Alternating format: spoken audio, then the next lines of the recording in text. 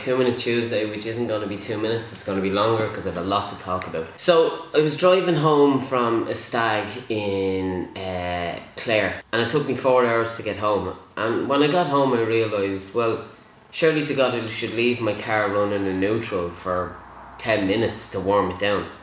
And then I thought, well, why are we actually doing warm downs, and are they of any benefit?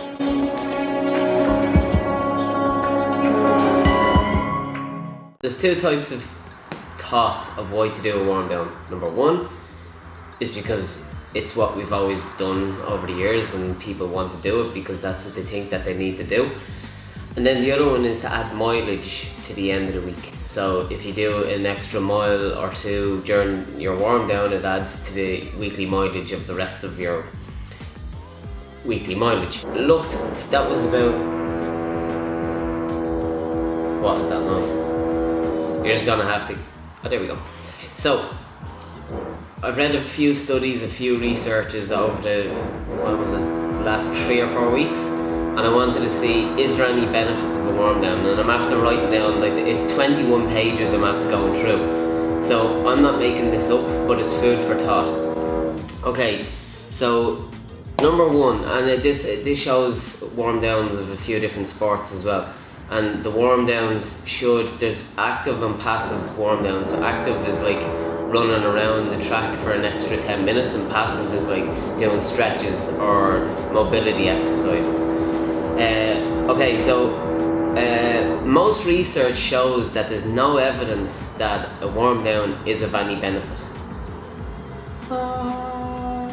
Last time I put out something like this was to show that icing injuries or muscles doesn't actually work, and it was like I just said that God doesn't exist. So anyway, most research shows that there's no evidence of any benefit to a warm down. There is one benefit, I'll get onto that in a sec. It actually negatively affects performance later on during the same day, which is 4 hours apart. So if you warm down and then go to do something 4 hours later, it actually negatively impacts your performance. There's no effects on performance the next day. So if you do a mile or two warm down today to be able to run hard tomorrow, there's no evidence to show that it actually does anything. And it may actually interfere with the glycogen resynthesis. There's actually little evidence to show that it is any use to reduce injuries.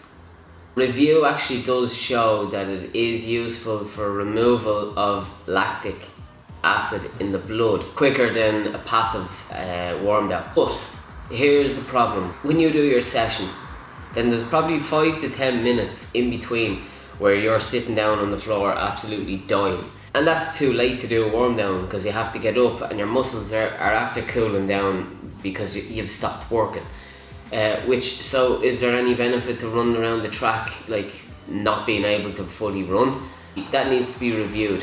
How many minutes between finishing your actual session and then going on a warm down? That needs to be looked at. It partially prevents the depression of circulating immune cell count in the blood after exercise. But that's not that good either. This is what it's good for.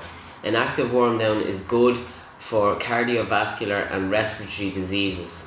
It generally doesn't reduce delayed onset muscle soreness. So the muscle soreness that you feel the next day, it's not lactic acid, it's delayed onset muscle soreness. So the little tiny micro tears that happen in your muscles, that's what's going on there. Now, an active warm down is very individualized, and this needs to be looked at further in detail as well.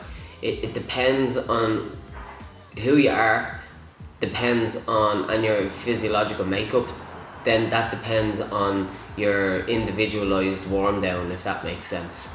So I suppose better protocols need to be examined for a warm down. Yeah, people do warm downs. Like if a tennis player goes out to do a warm down, they usually just run around the court.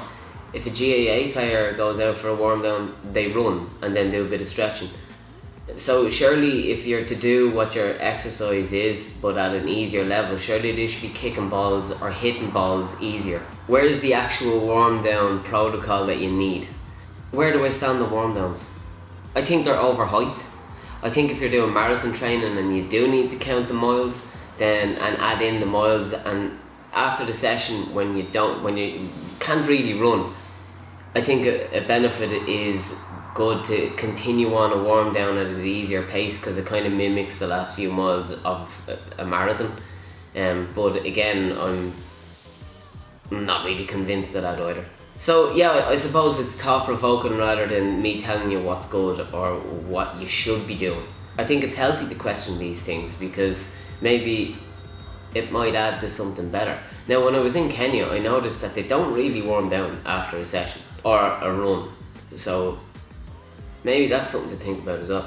Anyway, this is 2 Minute Tuesday, which actually counts to 8 minutes. When I edit it down, hopefully I can get it to about 4 minutes. Anyway, thanks for watching, and let me know what your thoughts are on warm downs. And that's 2 Minute Tuesday done and dusted. See you next week.